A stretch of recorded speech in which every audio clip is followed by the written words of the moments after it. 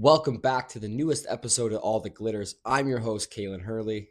Let's start the show. So, as predicted, the league news has slowed down a bit. All of the biggest media analysts and pundits and insiders are very vague out there. Hey, stay tuned in this summer. We might see some sporadic team deals. Yeah, no kidding. Um, Most notably today, we've had 11 restricted free agents or RFAs file for arbitration. Um, some things I'd like to do with this podcast.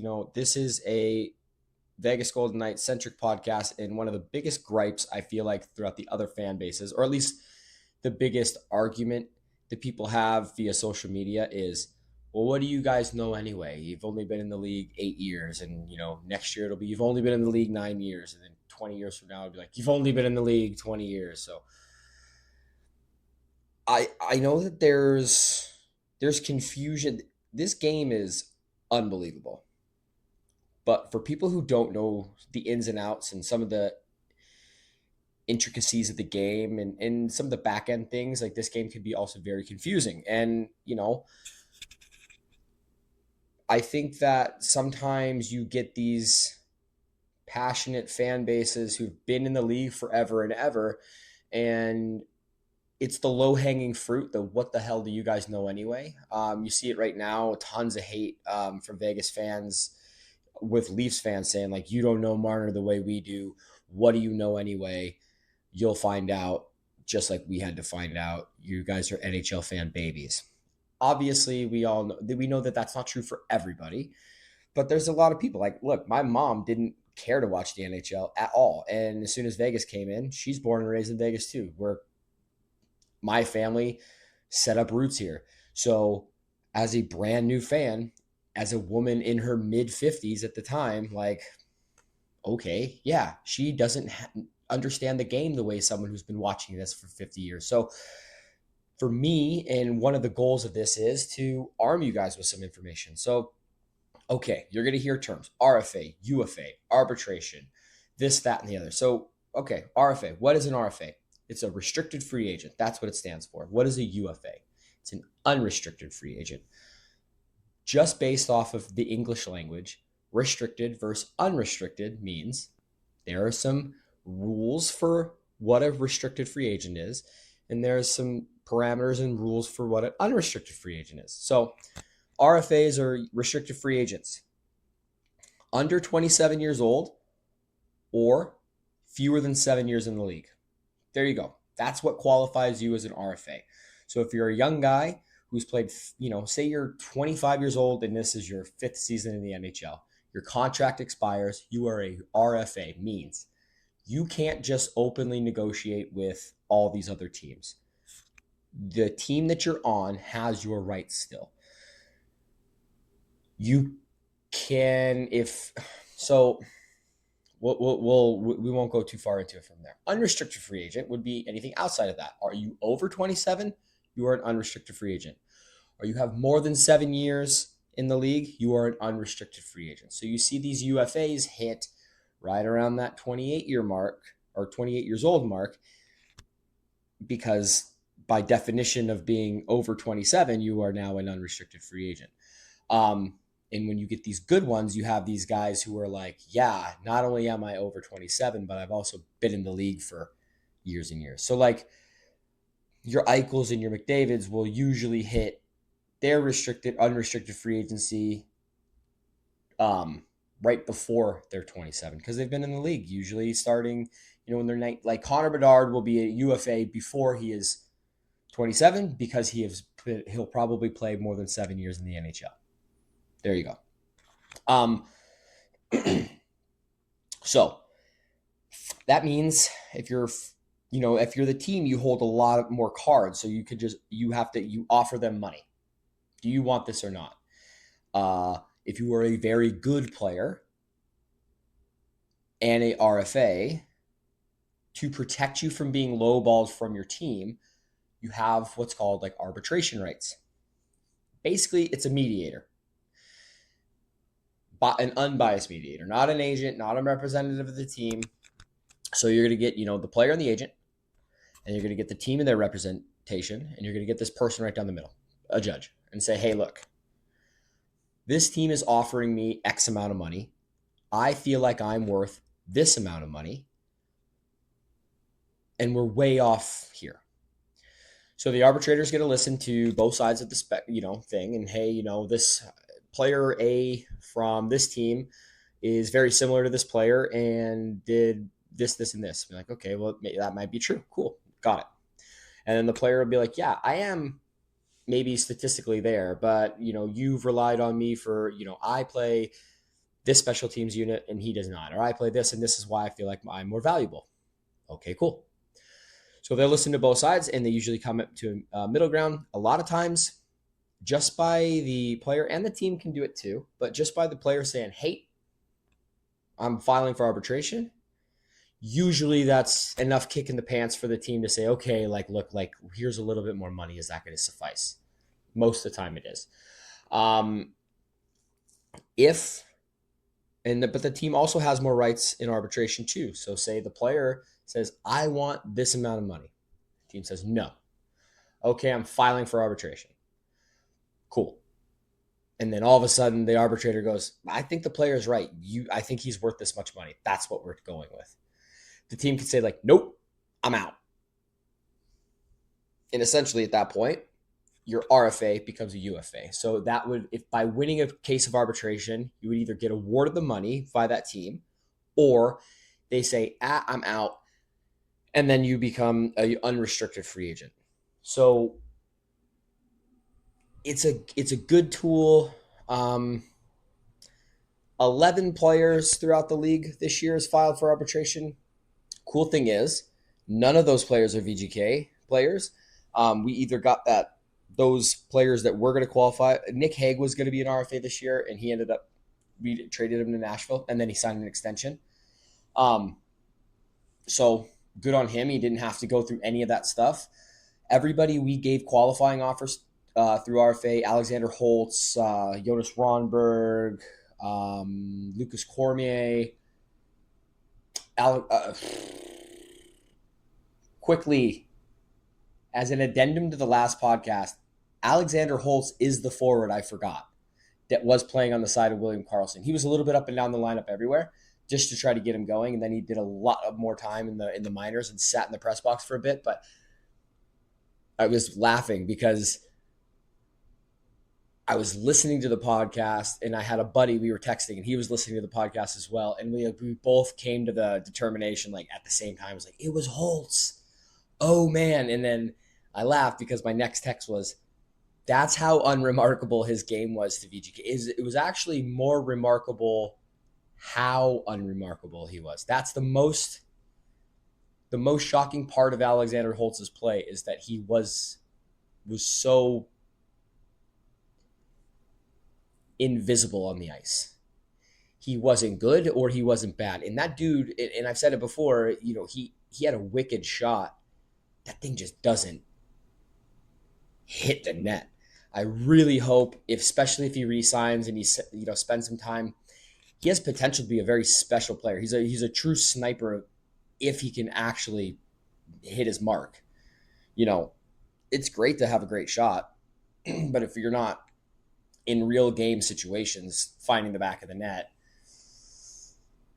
after a while it's not even a threat. So whatever. But yeah, so everybody that Vegas has gave qualifying offers to, I'm assuming they're going to accept. Yeah, so with that, a little bit more Vegas news is Ben Hutton seems to be getting shopped around. He is a seventh defenseman. I would say you don't want to say on a shitty team, but he has value in the NHL. I think he's just going to be a seventh defenseman. It's kind of how he's been utilized. I think he's cracked the regular lineup a few times. Maybe one of his 1 year in Vancouver prior to him going to Vegas. But, what I find the best and most useful part of Ben Hutton's game is he is always ready. He's always doing the work. He's always keeping up with the skating. He's always training. He's always it lends to how professional he is. He understands his game very well. Um, and when he's called upon, he's there.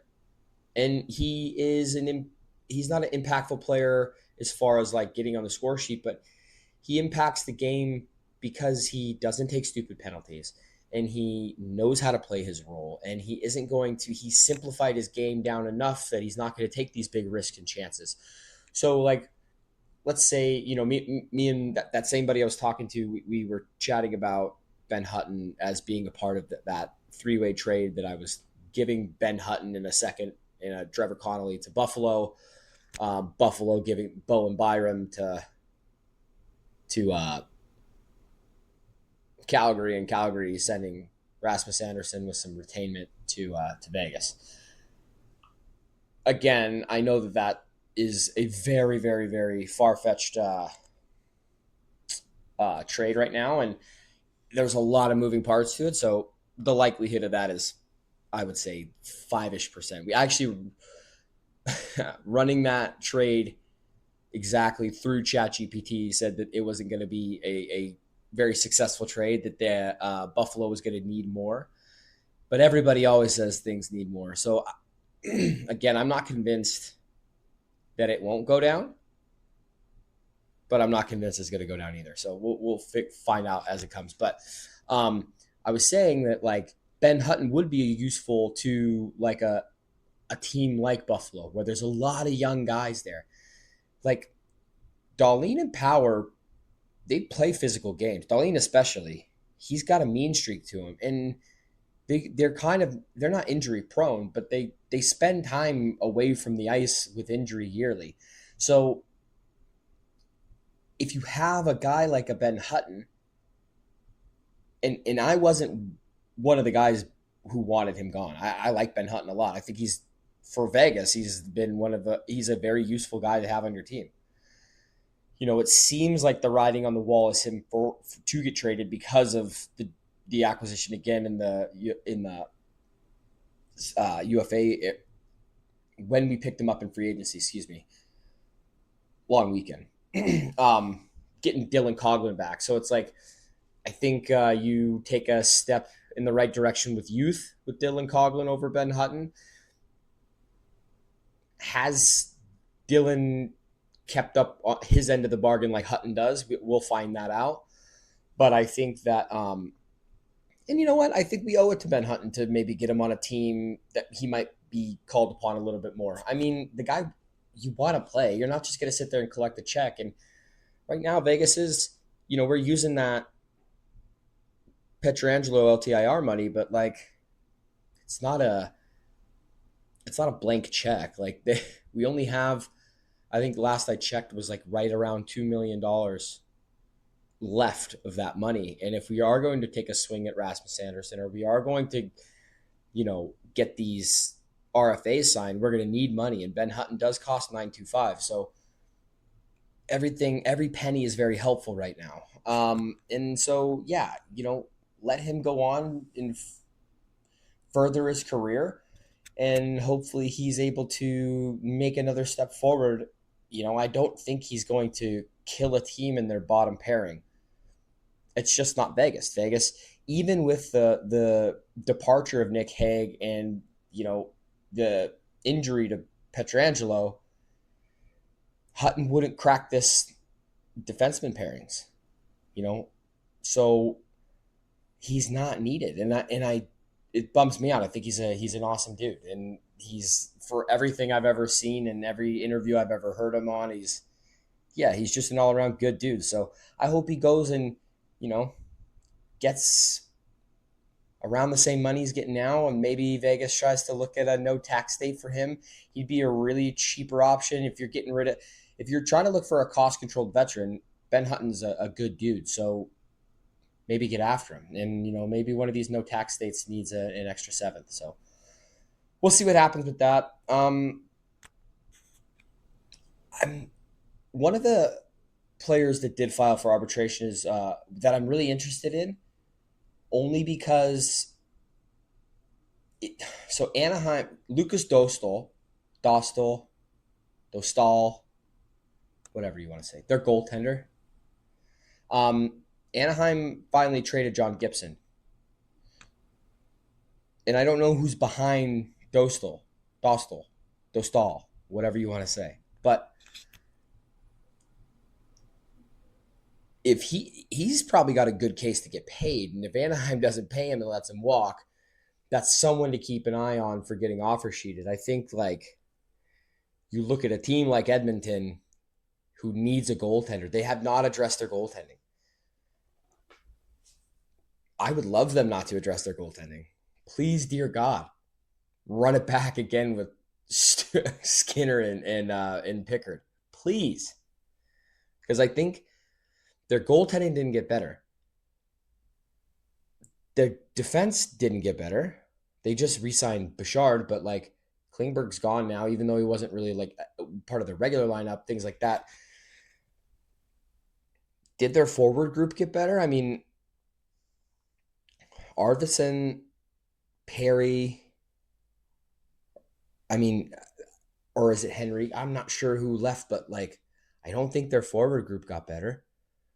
If they're going to continue to be this like world beater in the Pacific and like the heir to losing the Stanley Cup again, like if history to repeat itself, first off, I don't know if anybody's been to back Stanley Cup finals and lost all of them, which would be hilarious. But no, like Dostal's better than both of those goaltenders. I I mean, you could pull up all the stats you want. I watch Stuart Skinner closely when he plays the game, and I watch the Pacific a lot. And as much as I don't like the Edmonton Oilers, I watch a lot of their games. He's not going to get you there. He might get you there, but he's not going to get you where you want to go. You want to win the thing. It's not going to happen. And if you want to keep him as part of a 1A, 1B thing, I think Dostal would be a clear cut number one in Edmonton. So that would make Skinner your like 1B backup.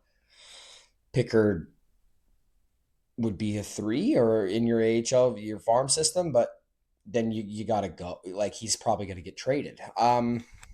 So if Anaheim doesn't figure this out, and I would be willing to bet because they're trying to gear up and be more competitive, they are going to figure it out. He's a good goaltender.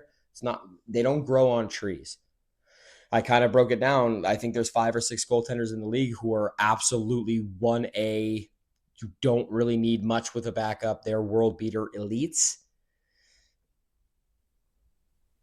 You know, the rest of them is in that like splitting time, goaltending by committee, and then you have your Pickard, your Schmids, your Samsonovs, your that. And like the goalie market this year, there's plenty of free agents still out there. Samsonov is still out there. Um, he's kind of like Skinner to me, where he's going to be unreal one game and unplayable the next. So I don't know, but I do know that something's got to give in Anaheim, or else they're going to lose a player that they need him. If they're going to be competitive this year, they absolutely need him.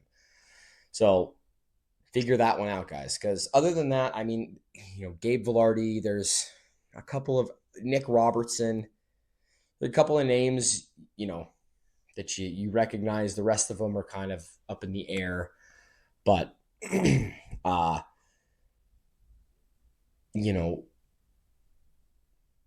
how bad do you say you want to be competitive? How bad do you want to be competitive? We'll find out with this arbitration. I would be willing to bet that gets done quickly. So much so this goalie market's that bad that another topic that came out today was that people were calling Alan Walsh, Marc-Andre Fleury's agent, and asked him, how retired is he? Because, he went on this, farewell tour and he obviously the Wild played playoff games, and I don't know if he got into any of them. Maybe he got into. There wasn't really. Listen, that first series there wasn't much blowouts anyway, unless it was Vegas getting blown out on play wise, the eye test. I don't think we actually got blown out. It's hard now. That was like 3 months ago at this point. But yeah, they're calling Allen and saying, "Hey, is he available? Would he come out of retirement to play for on a 1 year deal with this much money to play for this team?" And I would have to be willing to bet Edmonton was one of those teams. Um, I don't think Marc-Andre Fleury comes out of retirement unless he's playing for the Habs or Toronto, but they don't need goaltending. And I don't know if he wants to. He'd probably come out of retirement, and if Minnesota needed a backup, or he might wait till Christmas, see what's going on, who's competitive, who needs something, and then bang, he might pounce then. He might sign something later, but I think you don't see him. But it's mixed signals, right? He says bye, and he goes on there and basically gets a little bit of a thank you from everyone he's ever played with this last year, and getting gifts from a lot of these arenas he's playing at. It's like when a player's retiring and a legend. He is a Hall of Fame goaltender. There's just no way around it. As soon as he's eligible, which is when you're retired, he would be ready to go to the Hall of Fame. But he turned around and played in the the men's the World Championships right after the season. So it was kind of funny. It's like, are you retired or are you not? And he played great hockey. So it was fun to watch him to go out there. So yeah. Other than that, guys, there's not too much going on around the league right now. Vegas has been really quiet too. So we'll keep creeping around, and I'll search the bowels of the internet and all of the little insiders and Twitters and see what we can uncover and unearth. I think soon we're gonna see or hear some things, some whispers of, I really, really, really would like to get Jack done. 7, 8 times 13, 8 would be great. 7 would be okay too, though. That way Mitch and Jack finish their contracts at the end. Let them go. This is Jack's team, so give him more than Mitch. It'd be really cool if Jack took 12 and a half, but 13 is probably very fair. On the open market, you're looking at getting him anywhere from 13 to 14 and a half, I think. And Connor's looking at probably 16 to 18 million dollars on the open market. Edmonton just going to throw a bag at Connor. But I don't really care about that. Wherever he goes, or if he stays in Edmonton, it's going to be a huge number. But I care about Jack Eichel staying in Vegas. And I would like to get that done sooner rather than later. You have to think that Stone and Eichel and, the leaders of this group, Noah Hannafin, he's locked up for another 7 years. His contract now starts. Shea Theodore's in for 7. Marner's in for 8. Stone's got a couple more years. So those are going to be your leaders of this team. With this core, if you can sign Jack and get him through, like, we have a window of that 5 to 8 years. At the end of those numbers, end of those contracts, we're probably looking at less and less of a window. But while Stone's on the team and while these other guys are locked up, I think we have a good solid 5 more years before we really start to see the inevitable and hopeful for other fan bases decline of the Vegas Golden Knights. So it would be nice. It would ease my mind as a Vegas fan and stan that would get this thing done sooner rather than later. But it's his right to wait all the way until next year if he wants to. So let's just pray for an extension and pray that he wants to be in gold and gray for a lot longer. And maybe that means maybe now the Marner signed and he knows that there is an heir apparent to the Mark Stone mantle as far as his position goes and who could be on his right side. Maybe he sees and waits until how training camp goes and all that. So we'll figure it all out. But yeah, let's call it good for tonight. I appreciate your ears. I appreciate your time. Thank you very much. And you know what? I wasn't here last night. I was celebrating with my wife and kids and my family. A nice 4th of July. happy birthday, US. You know what? It could be a very confusing time for everybody right now. And at the end of the day, whether you're Canadian, American, any of that, you guys are all hockey fans. I love everybody. I hope you lit a firework yesterday for the US if you're from here. I hope you had some good barbecue with your family.